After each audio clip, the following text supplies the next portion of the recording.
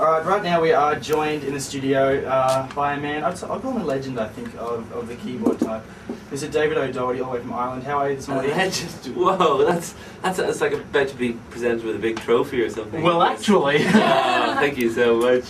Now, you're here for the Melbourne International Comedy Festival. Yes. For your show. You've been here, is it your third or fourth year here? Yeah, I've been here 3 times before. Yeah. So, how do you find Melbourne with our weather? Especially yeah, this is absolutely ridiculous. The melting point of an Irish person is about 26 degrees, and I'm not sure I can handle this. Yeah, this is number 4. So it's interesting. You know, I no longer find the concept of an ice cream called a Golden Gay Time the funniest thing in the world. I think that's how I still find coon cheese to be utterly unacceptable. But are you a Golden Gay Time fan, as such? Yeah, I quite like the Golden Gay Time. There's no real equivalent to it at home. There's one called a brunch, which is instead of having sort of chocolatey biscuit stuff, it's got sort of ready synthetic fake biscuit on the outside of it. That's the most similar one, but no, I'm gay time through and through. Yeah. Me too. So yesterday was St. Patrick's Day. How did you celebrate? I hate St. Patrick's Day. Oh, really? Yeah, it's like I mean.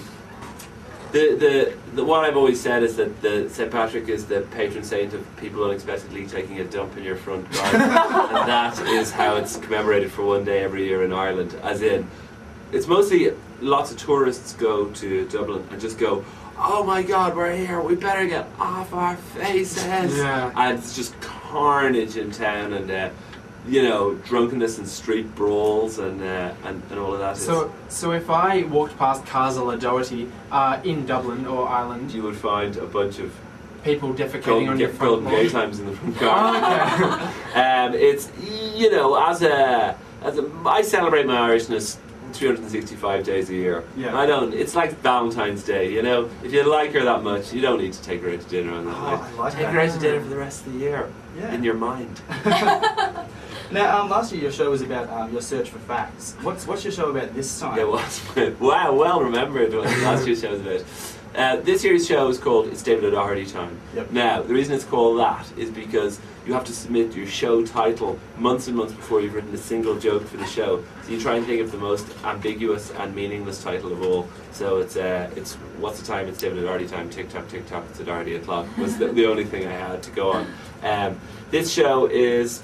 Let's see, I mean, as regards an overarching theme, it's certainly my obsession with animals comes into it a lot, and how I was recently killed by a shark. And I can't tell you any more than that. And then it finishes with an epic song that I'm kind of writing at the moment called My Beefs 2008, which is all of the things in the world that annoy me at the moment. How'd you get out of the shark? I can't tell you that. Oh, we have to buy tickets to. Basically it involves it not being a shark, me thinking it was a shark. Okay. And also the shark attacks me in my apartment. That's why it's, I mean, that's made it sound pretty rubbish. You gotta watch that. Yeah. It's that's the gist of it. Do you find Australian and Irish humour very different?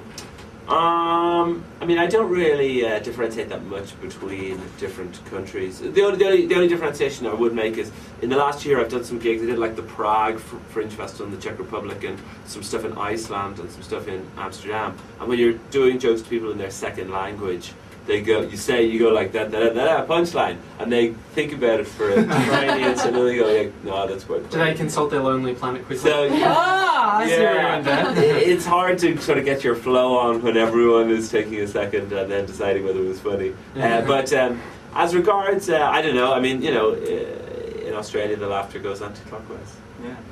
Now, I remember I have heard that when you type in your name in Google, you've got a couple of competitors. There's a mathematician. Yeah, there's I mean, we had a feud a few years ago. Since I've gone to the top of the Google charts, things have cooled off Congratulations slightly. on that. Yeah, there was a mathematician who hated me because, well, I used to tell people. Basically, here's what happened. I got davidodoherty.com and he has davidodoherty.net. He's quite a big mathematician now. He's discovered one of the highest prime numbers ever.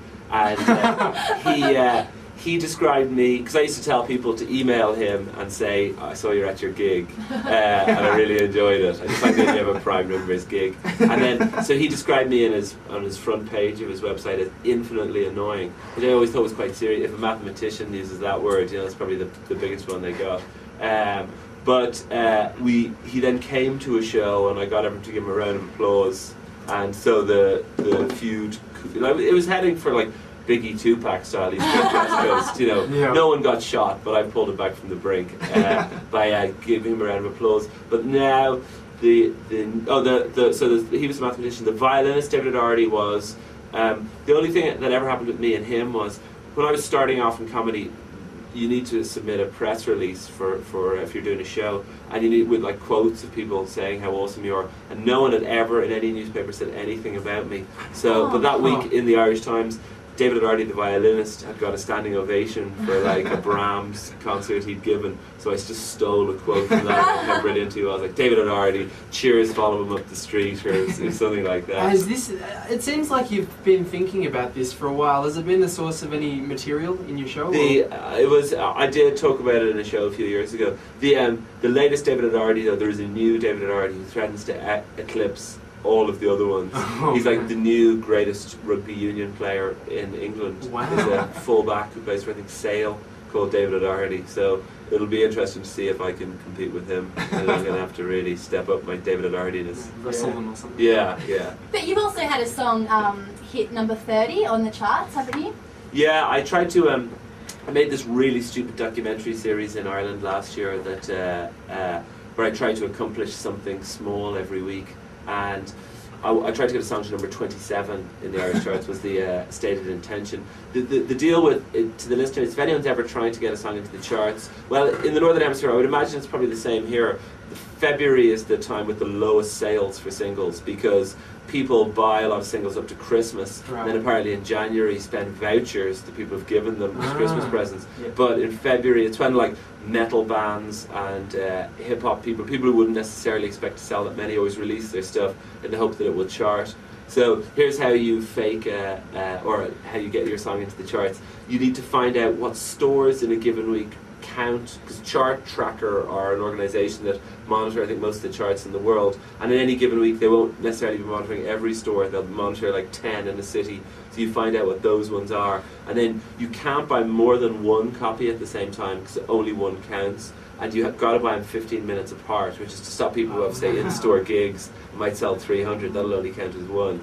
So you got to go in, you got to buy it, you got to walk to another store that's say 8 minutes away, then you got to buy another one there, walk back to the first one, plus 15 minutes has passed, you buy your second one, you got to do that all day. That's your February 2008 right there. That was I spent about a week doing it, and I had some other friends doing it, but we got to number 30. So it was you buying your own CD?